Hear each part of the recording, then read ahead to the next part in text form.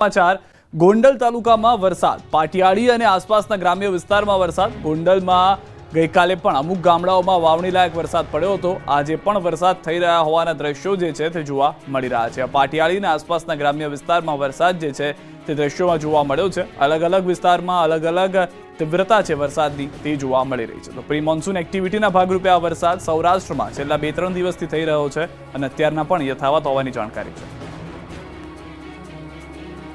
હવે વરસાદની વધુ રાહ નહીં જોવી પડે, કારણ કે ચોમાસું આસપાસ જ છે. ગુજરાતમાં ચોમાસું આસપાસ છે. હવામાન નિષ્ણાંત અંબાલાલ પટેલે ચોમાસાને લઈને આગાહી કરી છે. અંબાલાલના મતે 12 જૂનથી ગુજરાતમાં ચોમાસાની એન્ટ્રી થઈ શકે. વલસાડ, સુરતમાંથી ચોમાસાની એન્ટ્રી થઈ શકે. 22 જૂન સુધીમાં મોટાભાગમાં ચોમાસું આવી જશે. કેટલાક વિસ્તારોમાં અતિ ભારે વરસાદ થઈ શકે છે. મધ્ય ગુજરાતના ભાગોમાં ભારે વરસાદ થઈ શકે છે તેવી આગાહી કરી છે. તો સુરેન્દ્રનગરના ભાગોમાં ભારે વરસાદ થઈ શકે છે.